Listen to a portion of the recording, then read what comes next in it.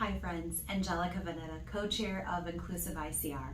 We are a coalition of over 220 employers in Eastern Iowa, all working together to grow the diversity and inclusion of our workforce, to create a space where employees feel a sense of belonging, included, and valued. Inclusive ICR is a proud sponsor of the Diversity, Equity, and Inclusion track of the Iowa Ideas Conference. As you participate today, be sure to connect with other Inclusive ICR champions, as we'd love to share information with you about our upcoming coalition meetings, projects, and how our work is impacting positive social change in our region. Be sure to visit our website at inclusiveiowa.org for information on upcoming events and to sign up for our e-newsletter. Thank you and have a great conference. All right. Happy Friday morning to everyone. I hope many of you were able to glimpse the beautiful Northern Lights last night. I'm Jared Strong, reporter for the Gazette. Thanks for joining us for our annual Iowa Ideas virtual conference. Our very important topic this morning is special education and individualized education plans, or IEPs, as you might know them. If you have questions, please drop them in the chat. Our panelists today include Thomas Mays, General Counsel for the Iowa Department of Education. He's been an attorney for the department for the better part of 2 decades. We also have Annette Hyde, who directs the Central Rivers and Keystone Area Education Agencies here in Northeast Iowa. Our third panelist, unfortunately, has a family medical situation to tend to, and so therefore is unable to be with us. Okay, Thomas, why don't you start us off? You're in charge of ensuring that school districts are implementing their special education programs in accordance with the law. Tell us how you do that. And by you, the department. So I'm a piece of the bigger puzzle. I'd like to take credit for it, but I can't. There's a lot of smart people who work with me. So the department exercises general supervision over special education provided both by the AEA system and by school districts. And that includes the duty to inform, making sure that schools, administrators, parents know what the law is, know what their rights are, the duty to inspect and prevent, to make sure that the law is being followed, parents are giving their rights, school officials are implementing evidence-based practices, and when there are issues, the duty to correct. Please revise your curriculum, please provide this child with compensatory education, please restructure how you're providing special education to this child or to these children. The department, my colleagues and I accomplish that through providing technical assistance from the department itself in Des Moines, as well as new colleagues who are housed in each of the AEAs. Regional meetings, data reviews to ensure that data are being inputted in the right manner, and progress is being made on a micro level, macro level, and a systems level, and then responding to specific complaints when they come in, either specific concerns, how do this, or specific complaints. I don't feel that services are being provided as the law requires. So you're like the education police then? I'm just kidding. But... Yes. We try to be more good cop than bad cop. Annette, plenty of people are at least vaguely familiar with area education agencies, or AEAs, but give us an overview of what you guys do to support schools. Yeah, so there are 9 AEAs in our state, and we have kind of 3 big responsibilities in special education. We do have services in gen ed. We provide professional learning for teachers. We provide coaching, modeling services, and we have a bit of media collection, lots of resources that teachers can check out, and our vans are out delivering those. That's kind of our gen ed world. Special ed teachers benefit, special ed students benefit, but I'm not going to spend my time there. I'm really talk about special education. And so that's about 75% of what we do with special ed. And our primary roles are child find, we call it. And that means determining if students need special education services, and then throughout their school career, ensuring that the plan they have still is appropriate. Every 3 years, we are looking at reevaluating that, making sure they're still eligible. I always tell my folks every 3 years, we're kind of righting the ship, like let's look at everything and go, are we heading in the right direction? And so the AEAs are responsible for those initial evaluations and those reevaluations and determining if students are going to exit special ed. Then we also have a whole host of professionals who provide direct services to our students and teachers. And so we hire speech pathologists, occupational therapists, physical therapists, teachers of the visually impaired, teachers of the deaf and hard of hearing, orientation mobility, audiologists. And so if any student needs those specialized services, the AEA is able to come in and provide those. And so because we're able to do that at a regional level, it becomes an economy of scale for our districts. A lot of our little districts would maybe only have 2 students that needed occupational therapy services. And so by having the AEA hire those folks, we're able to send that person out for a couple hours, and the district isn't having to secure all those resources.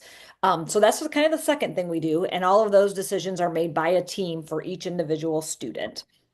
And then the third thing with schools that we are really engaged in, and I think it has become kind of a hyper focus, is how do we help improve outcomes for students in special education so that they are meeting their milestones, meeting their goals, becoming proficient, just like their gen ed peers if possible.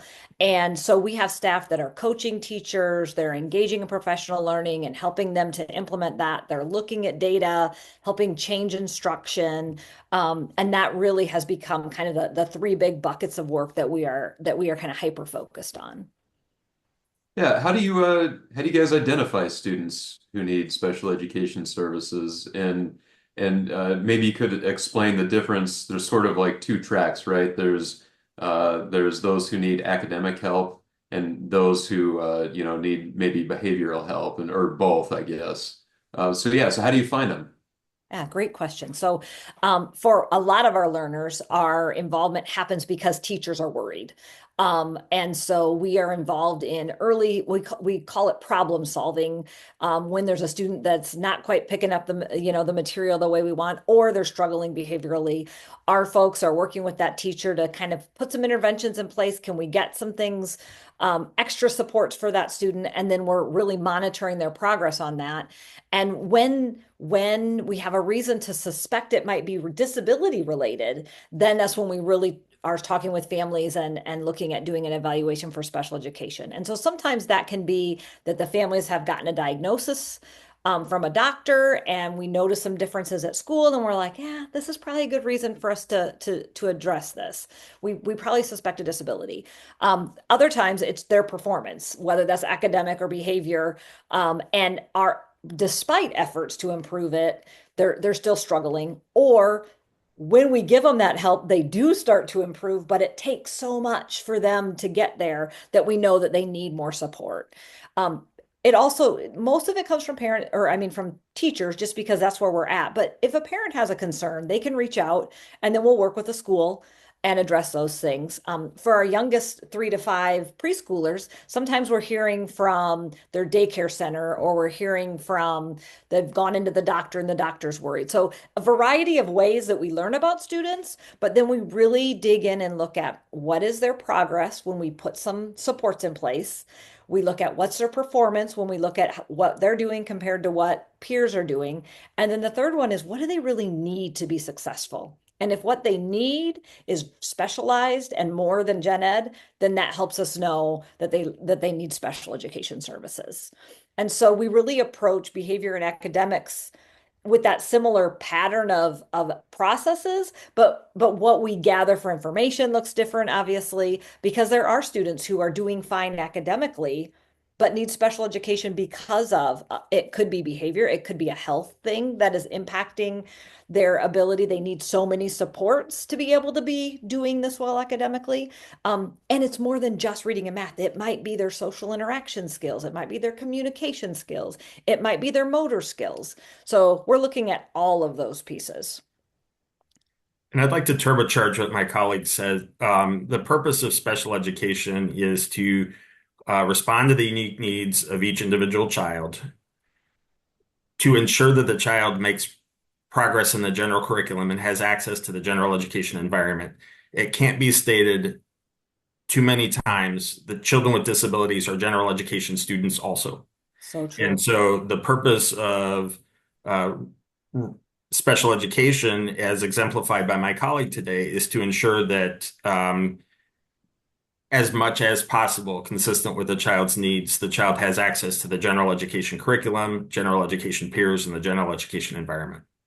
And the evaluation process is to figure out how to maximize all three of those things. Yeah, and just to be clear, some people might say, "Oh, that's a kid who receives special education services," and sort of lump everybody into one group. But there could be students that just need help with math, right? Very, very specific, small things rather than a broad array of academic help, correct? Every student's unique in what they need, and we build that plan to meet those needs. But you're right, it can look very different from student to student. And I think, again, the legal structure for this, for special education, is only so much as necessary, only so long as necessary. And the purpose is really as exemplified by the description that my colleague gave earlier, is to ensure progress and exposure to the gen ed environment and the gen ed curriculum. And Thomas, how does your department provide oversight in in the identification process? In reverse, there are a couple of things that are really easy to measure, and there are a whole bunch of things that require a whole bunch of brain cells. The easiest to measure really is the timeline. That an initial evaluation must be completed within 60 calendar days. That's easy to measure. You have a start date and you have an end date. The tough part is what happens between days 2 through 59. What sort of information is gathered? What are the child's needs? Are multiple data sources being considered? We do that through the process I spelled out at the start, providing technical assistance and coaching to AEA and school district colleagues, reviewing files through the statewide data system, sampling evaluation reports to see if they're comprehensive, sampling individualized education plans to see if they align with the assessment data and to see if the child is making progress on their goals and services. And then finally, and the goal is zero, but it happens infrequently, a parent complaint or a parent advocate complaint. I think if I was going to add, Thomas, the only other metric that I think you guys monitor that I think is a helpful piece too is like how many students in the district are on an IEP. Because we want to make sure, to your point of only as much and only as long as necessary, that we're not overusing special education to address things that aren't disability related or underutilizing it because for some reason. And so there isn't a magic number, but we just kind of monitor that percentage within districts to be able to say, is there something we should dig a little deeper on? And nationwide, the evaluation rate is around 12 to 13%, and Iowa is kind of right in the middle of that bell curve. But to my colleague's point, it is, if evaluation rates are too high, maybe there's a non-educational reason for it. There might be some private group homes located within the district's boundaries that sort of skew the population, or there might be reasons that are within the district's control. So and that is correct. We do look at that metric across AEAs and across districts. Do you think you guys miss many kids that need help? Gosh, it's hard to know. I don't have a crystal ball. I would say that our teams are very embedded in schools, and they are constantly, being responsive to those things. I think Iowa schools have worked really hard to build MTSS. It's called a multi-tiered system of support for all kids. And so they're constantly looking at their data, trying to figure out who's not making progress. I'm sure that there's probably we're far from perfect. We're humans, but I think we do a pretty darn good job in our state of identifying those students that need services and getting them what they need. And I think that the statewide system from the department down to the classroom has been built to prefer sort of err on the side of caution and err on the side of providing services if it's an ambiguous case, to prefer in the term, in terms of risk managers, prefer false positives to false negatives. Right. We would rather serve a child in a questionable case than not serve. And I think that that's on the aggregate, that's the viewpoint that Iowa's special education teachers and leaders have. Yep. Cool. So we've mentioned IEPs, the individualized education plans, multiple times now. It's at the core of a lot of what you guys do. So what, how are they developed and what do they look like? Are we talking about like 200 pages per kid, or is it, I don't think I've ever seen one actually. So what's it look like? Yeah, that's a great question. I'll start, Thomas, and you add to it. So, individualized education plans, which are or programs, are IEP. So I'll talk about them through the lens of IEP. Just want you to know what I'm talking about. And they have very specific components they have to include. In Iowa, I would say again, we've been ahead of the curve nationwide in establishing an IEP program that everyone uses in our state. There are still states that each district decides what their plan looks like. And Iowa has had a statewide plan for many years, and that ensures that those required components are in every kid's IEP in Iowa, which I think you can just kind of put your head down on the pillow at night feeling good about that because we know our kids' plans have what they need. And so within the plan, we lay out, what are their strengths? Because we always try to be strengths-based. Let's focus on what they like, what they're good at, and use that to build the plan versus spending all of our time talking about what they're struggling with. So we try really hard to build on our students' strengths. And then we have to talk about what are the things they need help with. And so we lay out kind of this summary of how their skills, what their skills look like and how that's impacting them. Then we'd spend a little time talking about, okay, this is a disability, an educational disability, and how does that show up for this kid? Because it's a little different for every student. And so that really helps all the teachers know when is it disability related and when is, kids can challenge everybody. But we want to make sure that we're not holding that against a student. So we really spend some time talking about that. Then we lay out what do they need to work on, and we develop goals for the students, and we talk about how are we going to monitor progress on those goals, and we're required to do that on an ongoing basis for every student. And then we say, okay, so if that's what they really need to learn, what's it going to take? And we write up a page of services and accommodations and supports for that student that lays out, this is what we think is going to take to make meaningful progress on these goals. And then we have some other questions around where are they going to spend their time. And so what Thomas said, we're always assuming, let's talk about gen ed first and can they be successful there? And only if we have data to say they won't be, are we talking about removing them from that. But some kids need a removal to be successful. And so we think about that for every student. And so that whole package together is put together and we call that FAPE, which is a free appropriate public education. And if we do what's here as a team, we believe that student has access to that general curriculum. They have the supports they need to make progress. And I think that the other thing I didn't say is that's a team decision. So the parents are involved, the special ed teacher, the gen ed teacher, the principal. If they have any AEA services, they're involved. The nurse might be involved. And they meet every year and they review that plan and they write a new one. They can meet more often if they need to, but they have to look at it every year. Is there something you would add to that, Thomas? A couple of just conceptual ideas. There are a lot of questions in the IEP form, and they may seem burdensome, and it can sometimes get long for a child with multiple or complex needs. But every child gets asked all of those questions to ensure nothing gets missed. It's kind of like an operating room checklist or procedures for an airline pilot to make sure nothing gets missed. We want to err on the side of caution. So that's why meetings can sometimes be long, forms can sometimes be long, but it's to ensure that all of the required questions are asked, all of the required considerations are at least factored into the decision. And I've described the IEP as sort of like the navigation app on your phone. Where are you?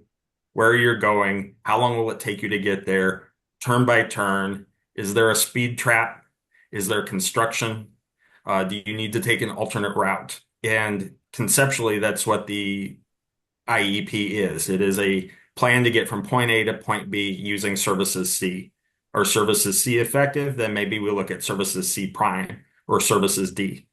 And all of this, there's no magic bullet. There's no one service that serves all children.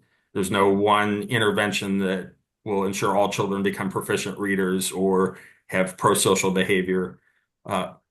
Because these are calculated guesses based on evidence, the requirement is that they be reasonably calculated for the child to make progress.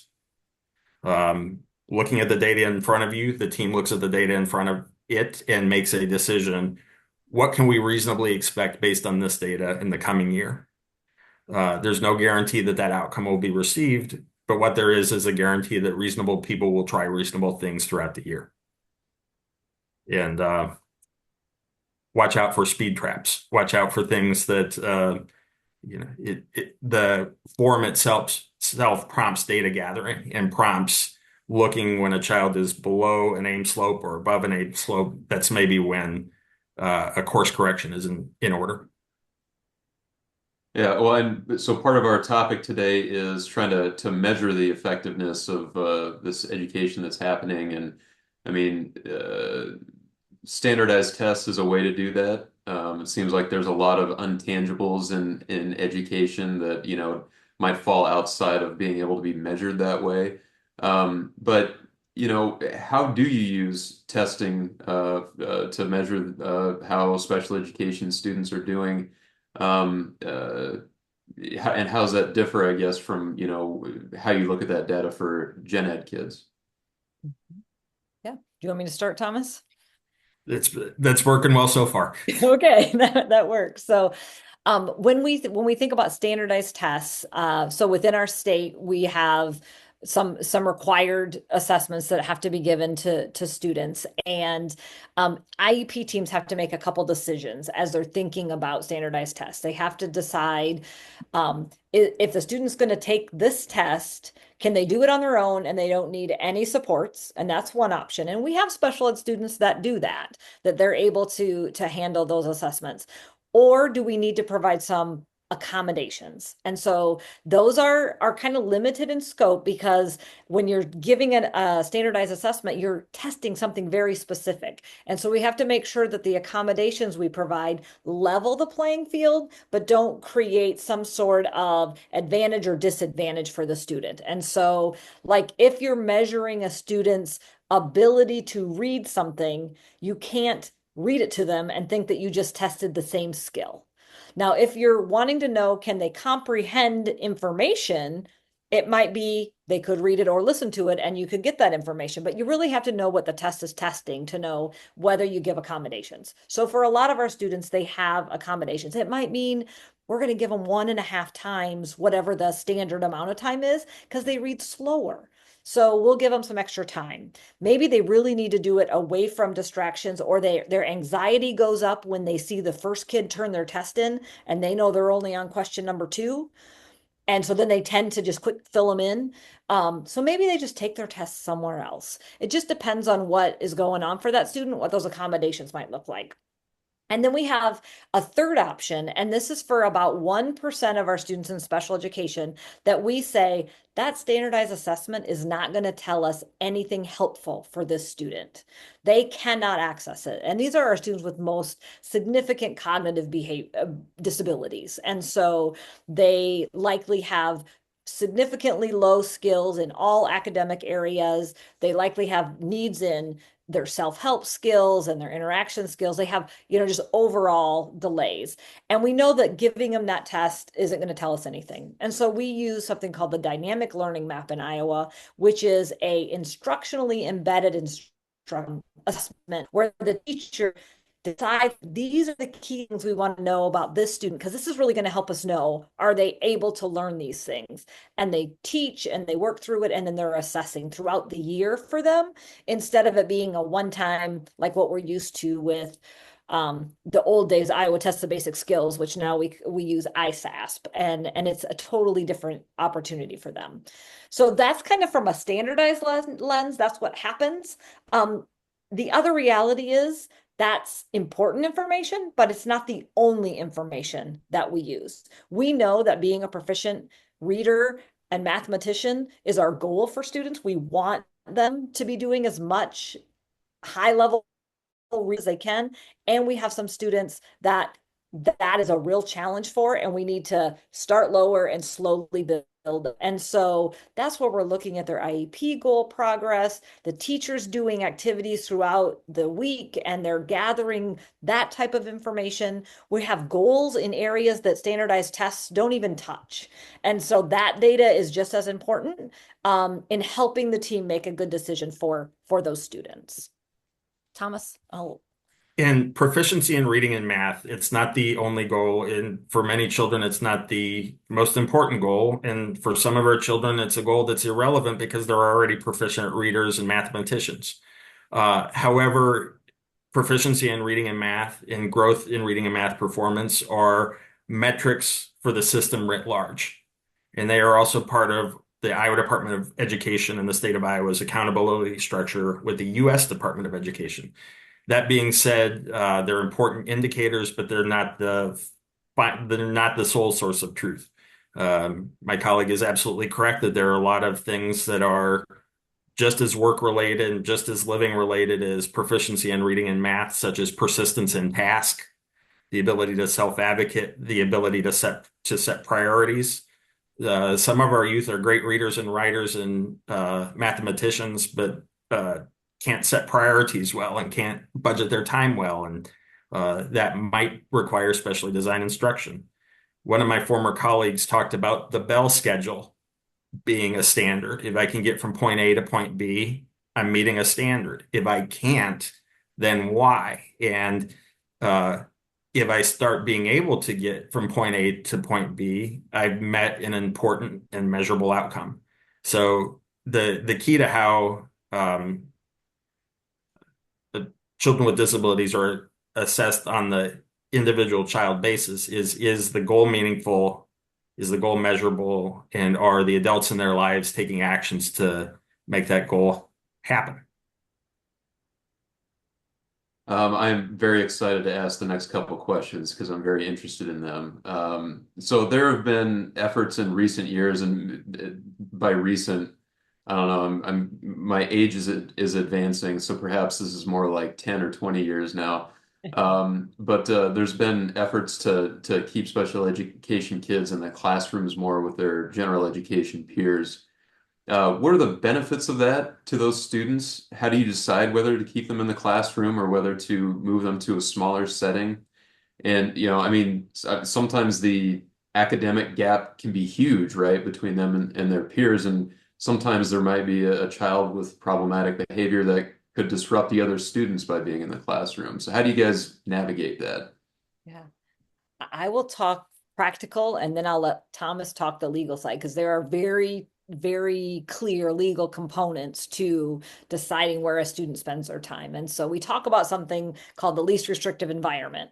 And what that means is we're looking for the environment that allows kids to be in gen ed as much as possible, but it has to be appropriate so that they can make progress. And so for some students, their least restrictive environment is a special education classroom because they aren't making progress and being successful in gen ed.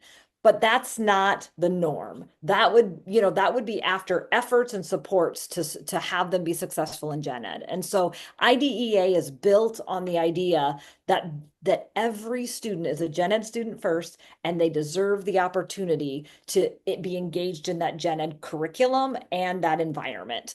And so we always start our thinking there, like, what will it take for them to be successful in the second grade classroom with their 20 peers? And if we can find a way to make that work and be successful using accommodations, modifications, services, and supports, that's where they're going to spend their time. But if we can't make them successful there, then the team has to start having the hard conversations about what's it going to look like for them to not be there. And it's not an all or nothing. We have some students who spend maybe 80% of their time in gen ed and they go to the special ed classroom for 20% of their time. There's some kids that it's kind of a 50-50 split. It really depends on their unique needs. And what we're looking for are the opportunities for them to be successful. So to your example, Jared, when we have a student that's really far behind in their academic skills, we have to talk about what benefits are there for them being in reading class. Sometimes there are still benefits because they're hearing it, they're seeing the other kids doing the work, and it's not anxiety causing for them, or it isn't, making them more stressed, not knowing how to maybe do every piece of it. And they're just benefiting from the increased vocabulary and just the access to that instruction. For other students, that is extremely difficult for them. If they can't do what everybody is doing, they're shutting down, they're becoming a disruption, and that doesn't help anyone. And so then we're looking at where they can spend their time. So every one of those decisions is individualized based on the student's needs, and schools are required to have a continuum, we call it, like what are a variety of ways that you could serve this student, from in gen ed to in even a special school that's not even in your building. Maybe there's this whole wide lens of options, and then we're trying to build a plan for each student that meets their needs. So I feel like the second stand-up comic on a bill, because the prior comic took all their jokes. Annette took all my material because she's so well articulated what the law requires. The law requires, at least for that continuum of placements, locating that child's education along that continuum. A continuum does not need to be a specific place. It can be multiple places. It can be a removal for a small portion of the day. It can be services embedded in the general education environment. So rather than pull out, push in. The most important thing is all of these presumptions and this entire skip pattern that the law sets out must be individualized. So is the educational philosophy serving the child, or is the child serving the educational philosophy? In the first couple of generations of special education after the law was enacted in 1975, I'm dating myself because I was in school then, but only a little bit. The children with disabilities, children with IEPs went to the room at the end of the hall, the mobile unit out in the parking lot. And then that wasn't yielding results. So the educational philosophy shifted to air quote full inclusion or mainstreaming, where everybody was back in the gen ed environment 100% of the time.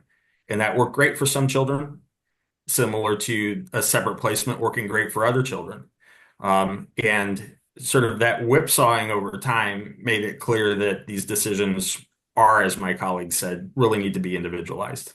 And so it's child specific.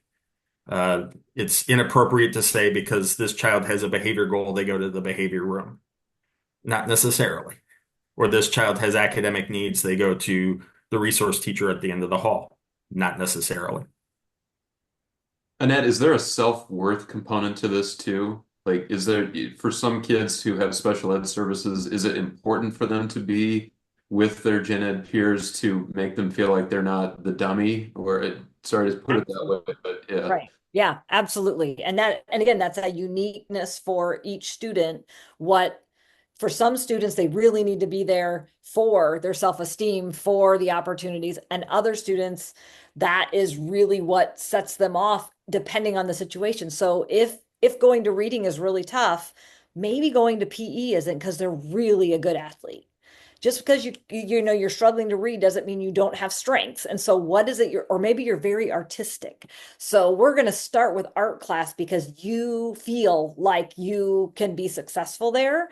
So we look at every one of those situations for each student, but you're absolutely right. What we know is that when you have the opportunity to be around your typically developing peers, there is benefits to just seeing what's happening. If you don't know any different, you can't learn new things necessarily. And so that's really part of what the law is built on is everybody deserves the opportunity to have those interactions and those learning experiences, and we're doing our best to get it for you in that environment if we can. And I'd like to add that socialization and social benefit is a bilateral relationship because children without disabilities see the benefit of, their peers with disabilities aren't otherized. Right. They are peers rather than they're peers who have a different constellation of strengths and weaknesses. So true. There's so much benefit for everyone. You guys are very good at articulating your points. We're both pretty passionate about this topic and have spent a long time working on it. Well, and eloquently spoken too. So my next thing I'm super interested in is the coronavirus pandemic. It forced most students completely online, right when it hit. But one sort of lingering effect from that has been a shift for some kids to online learning or homeschooling, even though we're back to normal at our schools. How has that affected our ability to reach the students who need these services? I'm going to let Thomas start because he does a great job talking about the requirements if you need special education and if you, as a parent, have chosen to access those services, there's some additional rights and responsibilities. So I'm going to let him start and then I'll talk about our efforts to support. So, because children with disabilities are general education children first, their parents have the same rights to select educational options. So if open enrollment is available, if private instruction is available, if online instruction is available, the default rule is that's something that my child can participate in. The rub becomes, can I receive benefit in that parent chosen placement? Can I receive benefit in the benefit that Annette described earlier, progress and growth? Can I receive that progress and growth in my need areas and my not need areas in the placement that my parent has chosen for me, whether that's open enrollment to a neighboring district or selecting an online environment? Online environment doesn't work well for some children with disabilities. It doesn't work well for some children without disabilities. So I think the placement question needs to be asked, like, is this child a good fit for online instruction? Can online instruction be made a good fit for this child? And if you answer both of those questions no, it's a hard conversation with the family. This is not appropriate. So it's inappropriate for a parent to select online instruction when the child will not be receiving progress. It's just as inappropriate for the school district to say, you're a trouble in my classroom, you're going online, if that online placement is inappropriate. So conceptually and legally, the online question is asked and answered the same way you would ask and answer questions about placement in a different brick and mortar setting. Real quick before you chime in, Annette, Thomas, do you mentioned a scenario where the online learning situation would not be appropriate for kids. If that is a determination, what do you do if a parent, can you force a parent to make a different decision, or is it you just have to convince them? Well, parents have their procedural safeguards, and at any time in any of the friction points that we've discussed so far, or for the remainder of this session, if a parent disagrees with their child's identification, their child's IEP, their child's placement, their child's evaluation data, they can request a hearing before an administrative law judge. They can request mediation with the school to try to voluntarily resolve the problem. They can file a complaint with the Department of Education, and a trained complaint investigator will review the dispute. The school district has a right to respond. Oftentimes, the parties, when faced with more formal dispute resolution mechanisms, voluntarily resolve it or work it out or try something. Well, we'll try this temporarily and see if it works. But while that dispute is going on, the child stays in the child's current placement. So if the child is currently in on instruction, the school proposes changing the placement to brick and mortar. While that dispute is pending, the child remains in online instruction. The converse is also true. If the parent is selecting virtual instruction, the child is currently in brick and mortar instruction. Until that dispute is resolved, the law requires the child to stay in brick and mortar instruction. Gotcha. Yeah. So Annette, how do you reach, or how do you provide services to kids who are online or homeschooled, all that?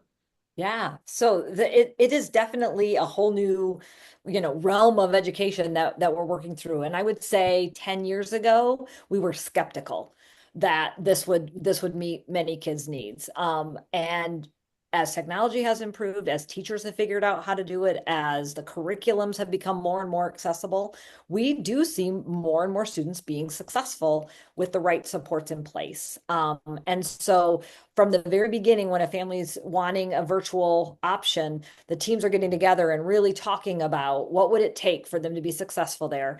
There are teachers that meet with students. We can do speech virtually. We actually have some really good success providing teletherapy for speech services. We've learned how to do evaluations virtually for students. When you think about how interactive this is today, I can have a pretty good handle on what Thomas could do through a Zoom meeting if I asked the right questions and provided him the right tasks. So we are very much engaged in those environments. When it comes to homeschool, it depends on the options the parents choose. Some homeschool options, there is no support really from the school at all or the AEA, and that's by parent choice. Those students don't receive special education services. And so if you choose what's called independent private instruction, where as a parent you're completely in control, that's absolutely your choice, and you just are exited from special education. The parents have just said, I don't want those services anymore. We call it revoking consent. And that's absolutely their right. If they want their special ed services, then they do what we call dual enrollment, and they come into the school to get those special education services. And we have a lot of students that do that. And so mom is comfortable teaching these things, but he's really struggling in reading. So he's coming in, he's getting maybe the second grade reading curriculum and the core instruction, plus he stays for some extra instruction. And so we can build a plan for a student that is dual enrolled. Sometimes those get tricky too, because parents only want maybe a little piece of it. And what we've decided is this is the package for FAPE, and they don't get to pick and choose in that package. You take the FAPE or you choose to do it on your own. And so it can be kind of tricky. When Thomas was talking about those friction points, one of the things that our team has had some pretty good success with is what we call a trial. And so instead of just offhand saying that's not going to work, or sure, that'll work, and we'll just stick with it, we say, let's try it. Let's put a really good plan in place, and let's try it for maybe 45 school days, and let's take some data, and then the data makes the decision and helps us, versus it being my opinion against the mom's opinion, or the school against the AEA, or whoever it is. We now have some solid proof that it either is working or it isn't working. And often if we do that, the conflict kind of falls apart, because it's hard to argue with the fact that it worked or it didn't work. And so that has become a tool that actually Thomas has encouraged us to use. And I think schools have embraced the idea that it's okay to try a thing, even if you're not 100% sure it's going to work, as long as it's time boxed, it's not for a long time. And if it fails instantly, that you're pulling the team back together and saying, we missed the mark. We gotta change it up. So I concur with Annette that the available resources for online instruction for children without and children with disabilities is has grown exponentially since COVID. Like the the pressure to do better was intense, and folks rose to the occasion. But my enthusiasm is tempered by a question that Jared, you had earlier about socialization, and want to make sure that children who are on online instruction aren't um, develop pro-social skills and relationships. And I think that that's something that uh, my colleagues uh, who actually know what they're doing versus being a lawyer, my colleagues like Annette and her peers are making sure they're mindful of that. So that's, you know, everything in special education is a calculated risk. Everything in education is calculated risk because no silver bullets calculated. But the risk to this calculation is ensuring that children in virtual instruction have the ability to have healthy relationships both online and on ground. Mhm. So, Do we so have any do we have any good data yet showing how much of a shift there's been since the pandemic to online or virtual learning? Less than most states, because unlike most of our states, many Iowa schools did not go remote. They had the option, but were not required to. Some remained fully in person. So our data, our points of comparison are a little bit different compared with other states because um, a lot of parents selected to continue an on-ground education or a hybrid education. There are some families who, for reasons related to special education or otherwise, have selected a virtual option. But my gastrointestinal data, my gut tells me it's a significant number, but it's a small number in the overall student population. How many, just out of curiosity, how many like online, like 100% online learning schools are there now out there for, like, if I wanted to take my kids and have them just learn at home and enroll them in one of these 100% online schools, how many choices are there for people? There's about a dozen. Um, and one of them is a virtual charter school at the high school, at the middle level and the high school level. There are a couple of school districts that offer completely online kindergarten through 12th grade. A couple of the larger school districts and a couple of the mid-sized school districts have built their own programs in-house where they're using their own teachers uh, to either teach partly or fully online, or to have a hybrid model where a combined on-ground and online instruction. So I guess far fewer than other states, just because we're relatively small state population-wise, but probably a dozen. Interesting. So, Annette, we've talked a lot about what AAs do in the schools, but you also help very young children, right? So talk about that, and then I'll ask you about what you do to ensure that kids are going to be successful after school as well. Yeah, absolutely.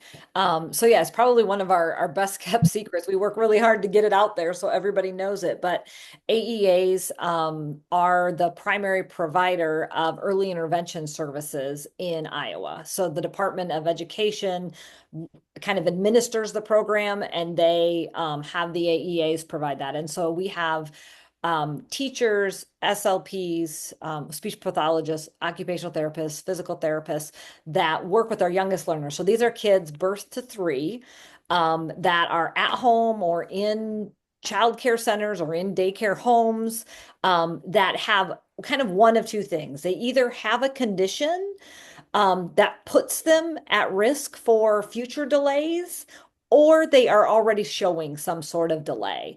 And so either of those reasons would be why a child would qualify for early access services.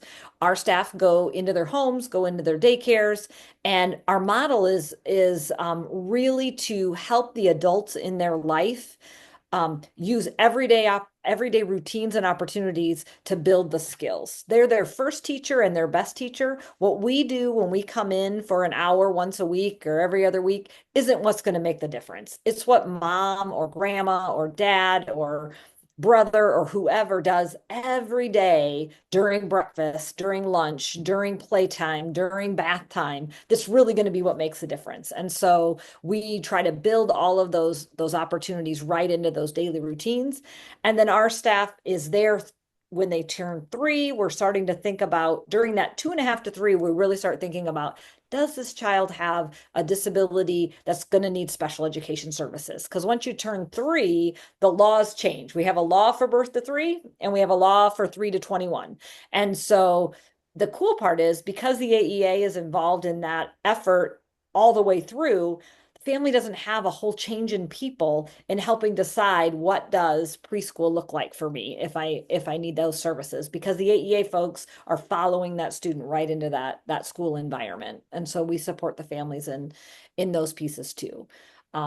All free, funded by taxpayer dollars and the federal government. And so families who have concerns about their kids, we highly encourage you to reach out to your AEA.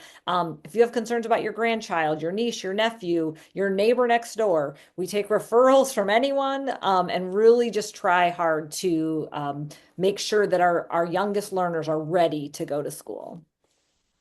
Yeah, and then at the end of their K-12 experience, how is it different what you guys do for special ed kids compared with general ed kids as far as making sure that they're prepared for, post-graduation life?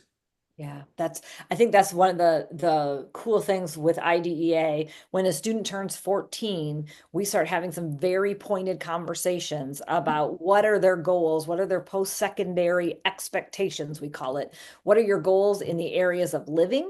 What are your goals in the area of learning and in working? And so throughout the end of middle school and throughout all of high school, this IEP team is making plans for getting the supports in place. Some students are going to need access to some adult provided community services. And so sometimes there's a year wait list on some of those things. So if we don't plan for those, they graduate and there's this gap between what we've prepared and what their next environment is. And so it's really the work of that team to coordinate with places like Voc Rehab and the community providers of Dayhab services, and there's the working communities.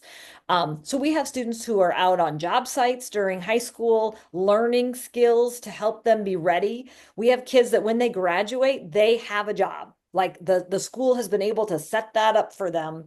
And AEAs are just part of that team. In some AEAs, we're providing some of those direct services to support the districts. They're contracting with us to actually provide the work experience. Other districts have the teacher and our folks are supporting. Just kind of depends on the situation. But we have to think about all 3 of those, living, learning, and working, for every student in special education.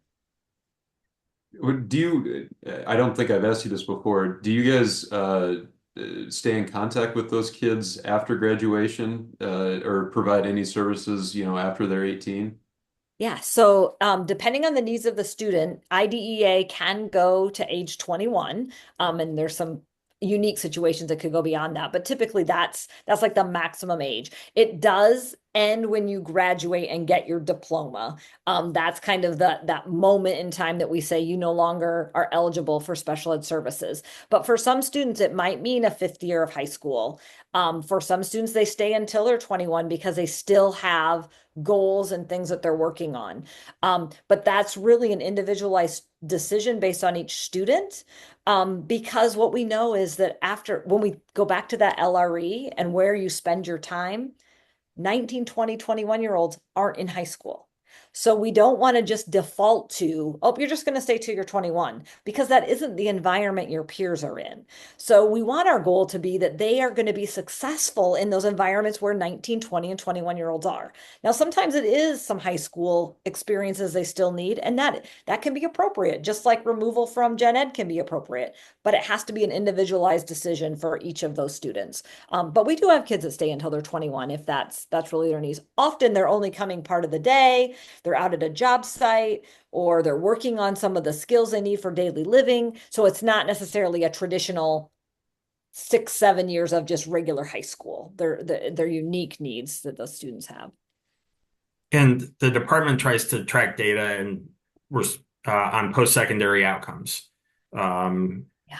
X number of times after graduation or X unit of time after exit from special education. What are you doing? Are you in the military? Are you going to college? Are you going to the University of Iowa? Are you going to Kirkwood? Are you working full-time or part-time, competitive wage or non-competitive wage? Are you at home playing video games in your mama's basement? The full range of outcomes. The purpose of secondary transition planning is to provide the child with supports regarding the young adult, not child anymore, the young adults' disabilities to ensure that they have what one of my heroes in the disability advocacy community would call the dignity of risk. You have the same opportunity to make choices as your peers without disabilities have. You might have a narrower set of choices, but those choices are yours. They're not the school districts, they're not your parents, they're not your teachers. And really sophisticated secondary transition folks have, center their focus on what the child wants, counseling the child. Is that a realistic want or no? Like, if I had a post-secondary goal of wanting to be an Olympic sprinter, that would have been entirely unrealistic if anybody's seen me run. But empowering and equipping young adults with disabilities once they're through with school to have the ability to take calculated and healthy risks and have the reward of having the ability to take risks, because if you are bubble wrapped and you live in a risk-free life, you also live in a reward-free life. We are getting down to our final minutes here. We got about 5 left. Thomas was going to ask you, it's probably, I would assume, a good thing for schools to have different approaches to special education. I mean, how do we figure out, a better way if people aren't trying some, different things? But so how does your department strike a balance that allows for that variety of policies, but also, maybe encourages known policies that work? Well, there are educational strategies we know do not work. And those need to be off the table. It comes as a surprise to folks, but the learning styles, are you a visual learner, a kinesthetic learner, an auditory learner, a tactile learner? There's no evidence base that any of that works. Teachers love it. It sounds great. It sounds plausible. No evidence that it works. So sort of that witchcraft and hocus pocus needs to be put by the side. But then there's a whole range of things that are evidence proven, evidence plausible. For some children, the needs are so unique that their team will cobble together a bunch of evidence-based strategies and do what in essence is a single subject design experiment. But at the end of the day, it really is about results. If the child is obtaining results, keep moving forward. If the child is obtaining slower results, need to reconsider. If the child is not obtaining results, something needs to change. The law is designed to give school districts and IEP teams and AEAs maximum flexibility within those ranges of options. But ultimately, the accountability structure is each individual child's outcomes. And Annette, is that tough for you guys? I mean, it seems like education is changing just by the minute at times. How hard is it for you guys to stay on top of, those changes and trying to implement them? Yeah, education is changing rapidly.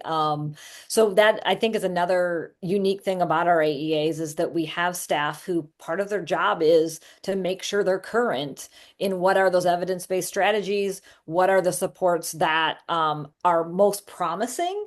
And to Thomas's point, every student's unique. So just because something is very evidence-based doesn't mean it's a silver bullet for every kid. And so, but we have to start with those things that have proven effective in the past and try those and build a plan for students. And so we do have folks that is an important part of their job. We're constantly providing professional learning so that our folks can go out and do that. And then our folks are trained in using the data to make decisions. So they're sitting down with teachers looking at that progress data on a regular basis. And to what Thomas said, if he's not making progress, okay, let's look at what you're doing and what are we going to change so that we can see if we can make a difference. And so they'll draw a line on the graph and say, oh, starting today, we're going to change what we're doing. And then we try it for another few weeks and we see, did it change? Did that make a difference for the student? And so as long as we stay student-centered and data-driven, I think it makes this a little bit more manageable because it would, if you didn't do that, you would kind of just be pulling something out of the Mary Poppins bag, like, oh, let's try this. Oh, let's try this. And that would become really overwhelming really quick. But we stay focused on the student, we stay focused on that data, and then we just slowly change and build it to maximize their progress. For some children, in very rare circumstances, we've got nothing else in our bag of tools that works. We're going to try new things. That's plausible for those very rare children, those very rare circumstances, but that should not be the approach for the vast majority of children with and without disabilities. Try what you know works, don't do what you know doesn't, and measure, monitor, and adjust along the way. Very good. Well, I think we are coming to a close here. Thank you so much for joining us. It was a very interesting talk. My wife's a teacher. I've long thought that her job is about 1,000 times harder than mine. It would make me very anxious to think about trying to tailor, education to specific children. But I suppose it's pretty rewarding too to see what kind of improvement you can make in someone's life. So thank you for joining us, audience. Thanks for joining us, and have a great rest of your week. Thanks for having us. Opportunity.